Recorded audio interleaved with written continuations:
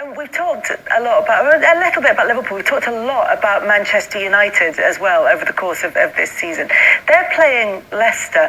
Manchester United could go to within 2 points of Liverpool should they win their game in hand. This doesn't seem consistent with the way in which we've talked about them up to this point in the season. Because they've got very good players, and you have to say, with what Ole Gunnar Solskjaer has done, even when he's found that since the Arsenal game when they lost, then obviously the Leipzig game, he was thinking that, well, what's going on here? But they've gone on an unbeaten run that has been pretty impressive. We're starting to see leadership in the dressing room, especially with Fernandes and the way you've seen him coaching and talking to the players. You see what they've got to come off the bench. The way that they are dismantling teams, Martial's form, Pogba coming off, Van der Beek coming off the bench. They've got, and he's done a lot of work for players coming off the bench, Cavani. So it's working out, but like it's always going to be the question with Man United is when the people do put in the low block and trying to break that. Once Man United work that out, because we've seen with Ole, I have to give him a lot of credit for the fact that he can find weaknesses in teams. But once he's able to then work out the low blocking teams and Man United break that down, they're going to cause a lot of problems because they've got brilliant players. I suppose you kind of look back at that Manchester derby that was really hard to watch. It wasn't the most entertaining game. And think, do you know, since then, the way that Manchester United have played, that now looks like a fairly sensible position for Man United to take in that approach to take to that game. Yeah, I don't think they've ever had problems against the big teams. You know, they like to come out. I think the more disturbing was Pep, the way he went about that game with the two sitting midfield players. I thought that was unusual and it's something I didn't expect. But with Manchester United, their away form is incredible. I mean, away from home, they've been fantastic. So at home, I think why there has been a negative vibe about them is because the games they have, the points they have dropped at home against teams they should beat. Now, but the facts are there. If they would have won them games, they're top of the league now. You know, and in games we expected them to win early on in the season. But, I mean, Ollie is making all of us eat our words.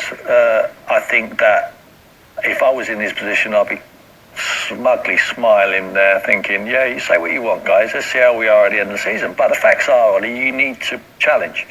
Now, we spoke long and hard about Man United saying, well, they haven't got the players. And all around the world, people say, well, Ed Woodward needs to help them out. He needs to go into the transfer market. He needs to get better quality players there. But like I say, the facts are still there. They're going to be second in the league when they win that game in hand, and they are in position to challenge Liverpool for that title.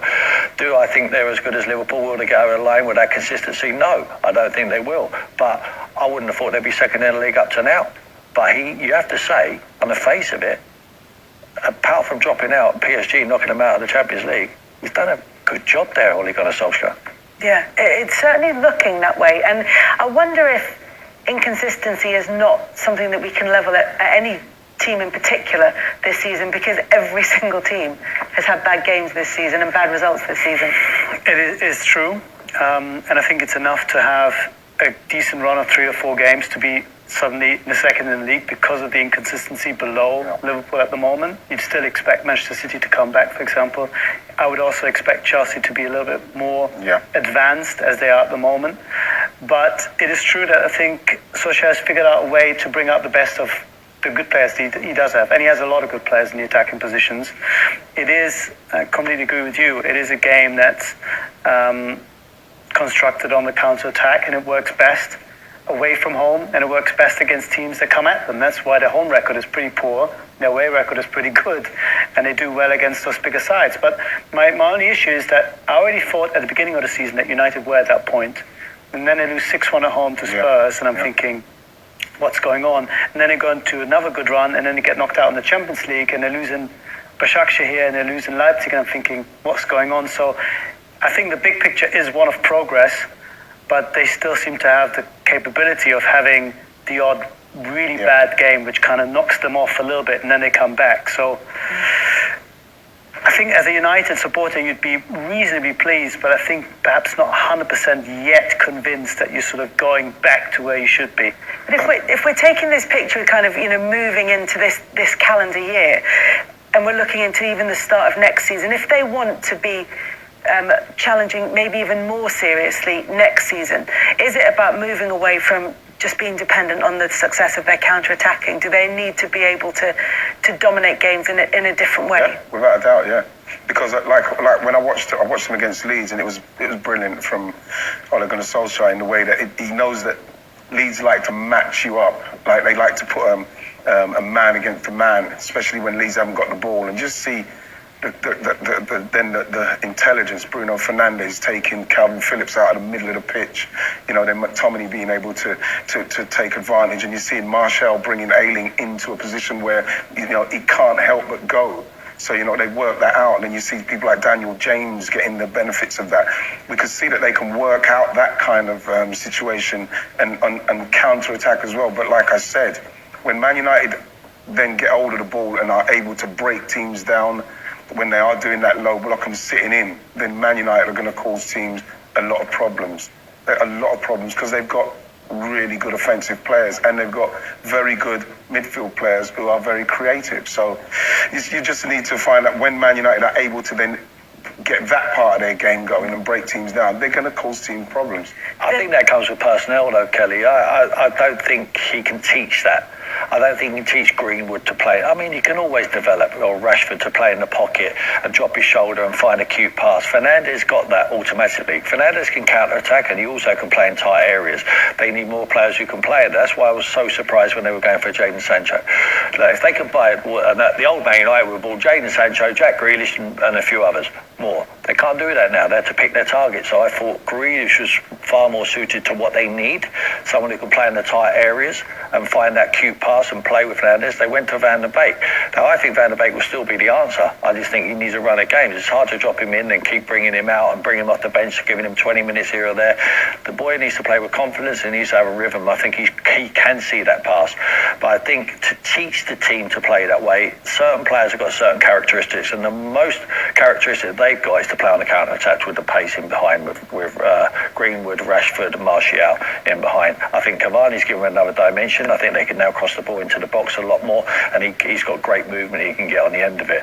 And I think Wright makes a great point. The Leeds game was really, I admired Ole Gunnar Solskjaer for that, because he spotted there's a 1v1 on the pitch. Who thought that McTominay could do that? Yeah. We always thought that McTominay was that six, the sitting midfield player. It was either him, Magic or Fred, but it's not.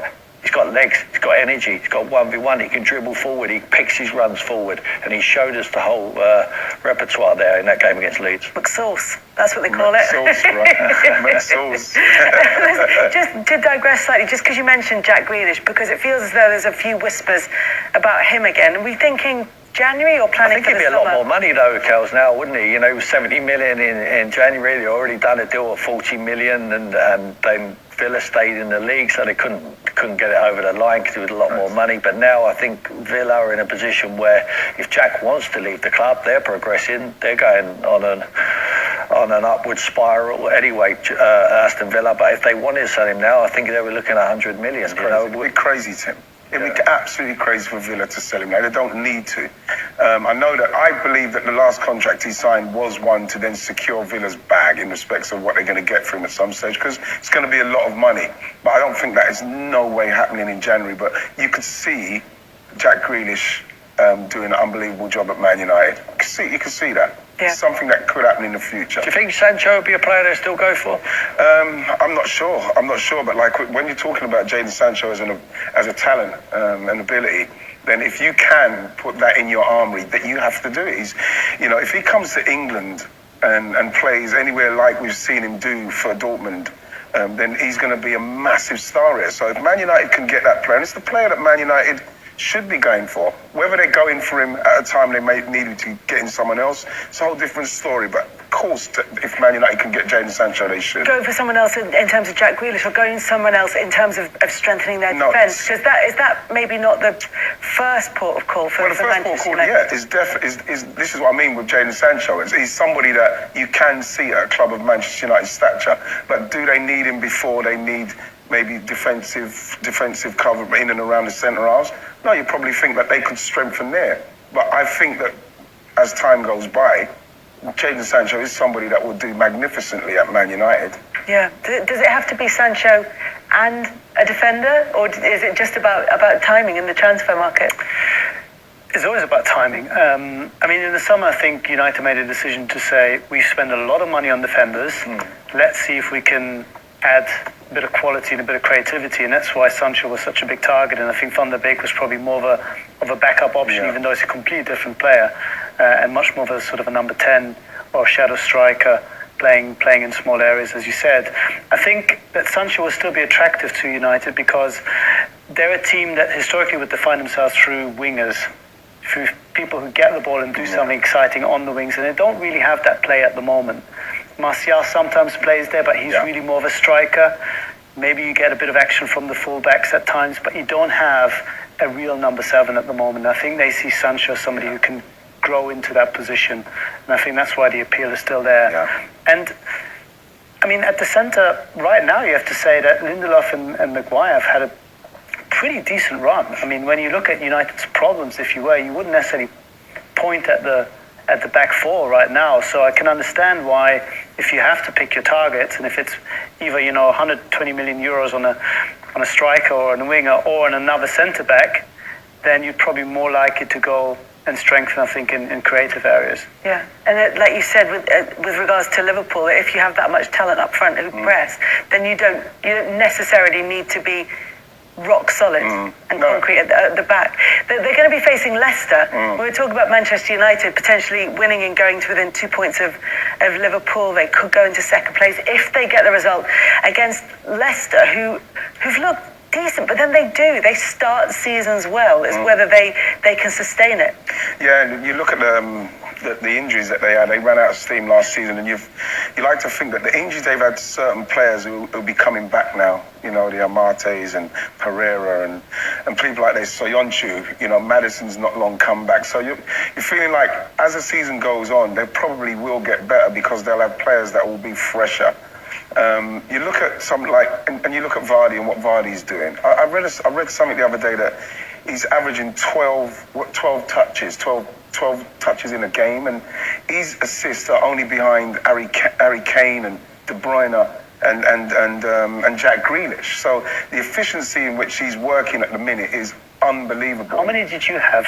But assists? No, touches. Touches. The thing is, if I could have that least amount of touches and score and play as well as he's playing, I'll be quite happy with that because he's so efficient with his finishing, and he's getting to that age where he's so clever about the way he's playing his game and the way he's creating for the rest of the team, that they're always going to have that kind of danger and that potency, but they're going to have to worry about what they're going to do about replacing that, because yes, they've got fantastic midfield players, they've got great defenders, and like James Justin, he's played literally every minute so far. When they change it, they could change it to the 4, he could play in the 3, he could play on the left wing back. They've got so much going for them that you find all of a sudden they just lose, and you think, well, where's that come from when they are playing so well? But there's still a little bit of, I don't know, where you can get at them, but in the main, it's one of the teams I wouldn't want to play against too often. Yeah, certainly for this game as well, because they sit back. Wants his fullbacks to pretty much stay where they are. They got Ndidi back in. I think he's given them an injection of energy, which they've been missing in that midfield area, to supplement Tielemans and Dennis Pratt. Madison's come back to life because I think they've got that energy in the midfield area. And if their fullbacks, Man United's fullbacks, leave them, Vardy will just be spinning in there and he'll be hurting them and stretching them down the sides. And when he stretches them, he takes them back, and Madison then picks up that space. But Brendan has always got a surprise up his sleeve. He is fantastic at getting the team set up. Might be the most great to watch, possibly, but it's effective. Done a job on Tottenham. Tottenham were flying high. They go there. Their results away from home have been fantastic. They did it at the Emirates and went to the Etihad, and it'll be a dodgy game. It's a real tricky game for Manchester United. But I think that Man United now hitting such form, consistency, I think they're at the upper hand because they've got the better players. And I agree with Wrighty. I think he's done a brilliant job to fall out of the top 4 in the last game of last season, and to start again and continue to win with this injury-ravaged squad. I think he's done an absolutely top job. Yeah. Do we think that they're strong challenges to finish in the top 4 this season? I mean, you look at that game. If they do get the result against Manchester United, it's Crystal Palace and Newcastle up next. You feel like they could really consolidate something over this? I think they have a chance because with the exception of Liverpool, you get the sense that none of the teams are playing anywhere near their real capacity. Maybe they play at 70%, maybe 80%. With Leicester, you get a sense maybe they are playing at 90%. Yeah. There's not that much they can still get out, but that's actually a compliment because he's getting so much out of the squad, even though they have injuries, and the system works. Even when they sometimes play with three at the back, then they can stretch teams on the wings even a bit more in possession. Even though the counter attack is the best system with Vardy on the shoulder, and before the start of the season, no one saw them as part of the big six. But the way things are going, they could easily be part of the big four. And I think we have to give them a lot of credit. And they seem to be able to cope with the situation a little bit better than perhaps some of the teams involved in Europe. And I think that's another thing that's working for them at the moment. Yeah.